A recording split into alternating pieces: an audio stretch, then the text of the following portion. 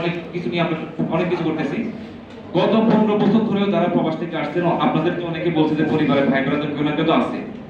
প্রবাসীরা তাদের ব্যবহৃত মোবাইল ফোন একটা বা দুইটা যা থাকে, এটার বাইরে দুইটা মোবাইল ফোন প্রবাসীরা আনায়াসে আনতে পারছে সবসময়। এটা নিয়ে খুব বেশি বাধা কখনো দেয়নি। দুইয়ের অধিক যখন হয়ে গেছে হয়তো সেটা নিয়ে ওরা ঝামেলা হতে পারে, কিন্তু দুইটা মোবাইল ফোন আনতে পারছে। উনি কি করলেন, উনি চালাকি করে সেখানে একটা জিনিস উল্লেখ করে দিলেন যে আগে একটা ফোন আনতে পারতো, এখন আমরা দুইটা ফোন আনার সুযোগ দিচ্ছি।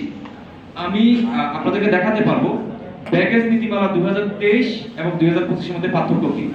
ব্যাগেজ নীতিমালা 2023 এর মধ্যে বলা আছে যে তিনি একটি পুরনো মোবাইল ফোন আনতে পারবেন, সাথে একটি নতুন মোবাইল ফোন আনতে পারবেন। এটা ছিল ওই সময় একটা সিস্টেম।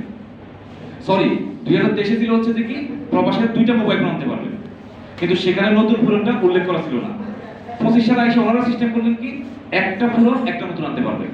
যখন এটা নিয়ে খুব বেশি কথা বলা শুরু হলো, তখন বলতেছে যাদের কাছে পিএমইটি কার্ড আছে ওনারা দুইটা আনতে পারবে, যাদের কাছে পিএমইটি কার্ড ওনারা একটা আনতে পারবে। এই ভাই এটা কোন ধরনের নিয়ম?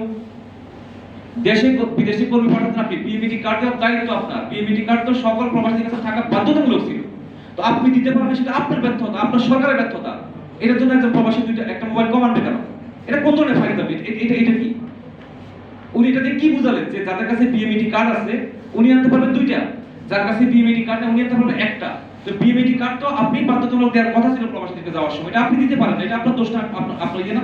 আরেকটা জিনিস আসলে উনি এই যে সরকারের 1.5 বছরের এর মধ্যে উনি লিখছে যে আমরা 100 টাকা বিমানবন্দরে র‍্যাপিং করে দিচ্ছি, মানে এই যে ব্যাগেজটা নিয়ে যাচ্ছে র‍্যাপিং করে দিচ্ছি। স্পষ্ট লেখা আছে যে পিএমইটি কার্ড যার আছে তার হচ্ছে 100 রিয়াল, যার নাই তার হচ্ছে 300 রিয়াল। রোহিঙ্গা তার 300। তো এগুলো তো বৈষম্য আপনি দিচ্ছেন। এরকম হচ্ছে যে কি মানে শত শত কথা বলতে পারবো। এই যে উনি এখানে মানে আমরা যখন এটা নিয়ে প্রতিবাদ করতেছি তখন উনি ফেসবুকে গতকালগুলো পোস্ট করছে যে আমরা সৌদি আরবের বিভিন্ন মিশনে আইন সহায়তাকারী নিয়োগ দিয়েছি। আপনার আইন সহায়তাকারী নিয়োগ দিলে আসামি জেল থেকে বের হচ্ছে কিভাবে? এই আসামিগুলো তো বের হয়ে যাওয়া হচ্ছে যিনি বাদী, যিনি ভুক্তভোগী, উনি তথ্য প্রমাণ দিয়ে হেল্প করতে পারে না, সৌদি আরব আরবিতে কথা বলতে পারে না, আইনি সহায়তা পায় না। তো আপনার আইন সহায়তা থাকলে আসামি বাইরে কিভাবে? তারপর হচ্ছে যে আমি যে আপনাদের খুব বেশি দেখাবো না, আপনারা জানেন 2 দিন আগে দেখছেন যে সৌদি আরবের একটা ভিসা বাংলাদেশে আসলে মেয়াদ থাকে খুব সম্ভবত 60 দিন, 2 মাসের মধ্যে যেতে হয় না, 3 মাসের মধ্যে, 90 দিনের মধ্যে যেতে হয়। 90 দিন ধরে বাংলাদেশে কোনো ইমিগ্রেশন ক্লিয়ারেন্স দিচ্ছে না, মানে পিএমইটি কার্ড দিচ্ছে না, সবগুলো ভিসা এখন বন্ধ হওয়ার পথে। এগুলা নিয়ে যাই হোক, আমি খুব সংক্ষেপ করি।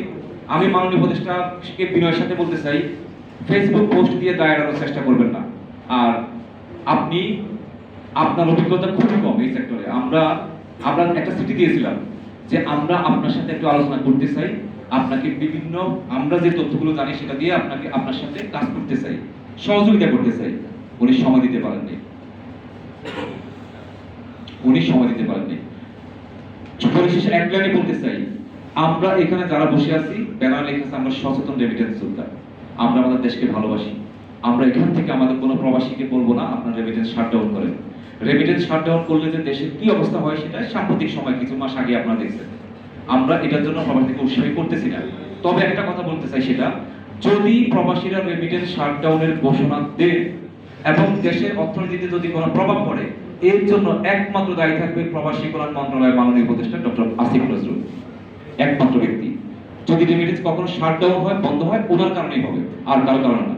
যাই হোক, আপনাদের সবাইকে অসংখ্য ধন্যবাদ। আমাদের অনুষ্ঠান যিনি পরিচালনা করতেছিলেন মাহবুব ভাই, আপনি সবাইকে শুভেচ্ছা, আপনার কথা বলে অনুষ্ঠান শেষ করবেন। সম্মানিত অতিথিবৃন্দ এবং সাংবাদিক ভাই বোনেরা, আপনারা অনেক ধৈর্য সহকারে আমাদের সাথে থাকার জন্য আন্তরিকভাবে ধন্যবাদ জানাচ্ছি। এখানে যে সমস্ত অতিথিবৃন্দরা যে বক্তব্যগুলি দিয়ে গেলেন, এটা আপনারা সবাই কম বেশি অবগত, জানতেছেন, বুঝতেছেন, দেখতেছেন। এগুলোর সাথে যোগ করে কথার কোনো শেষ হবে না। তা আমি এই বিষয়টা নিয়ে আর কোনো কথাবার্তা বলবো না। আপনাদের কাছে একটাই আমাদের জোরালো দাবি থাকবে, আপনাদের কলম মিডিয়ার মাধ্যমে আমাদের ভাইয়ের যে সমস্ত তথ্যপত্রগুলো দিয়ে আপনাদের সামনে বিস্তারিত আলোচনা করে গেলেন, আপনারা বর্তমান সময়ের যে সরকার আছে তাদের সামনে এটা উপস্থাপন করবেন এবং এটা দ্রুত সময় বাস্তবায়ন করবার জন্য আপনারা জোর দাবি জানাবেন। সেই সাথে আজকের অনুষ্ঠান আমি এখানেই সমাপ্ত ঘোষণা করব। সবাইকে অসংখ্য ধন্যবাদ। আসসালামু আলাইকুম।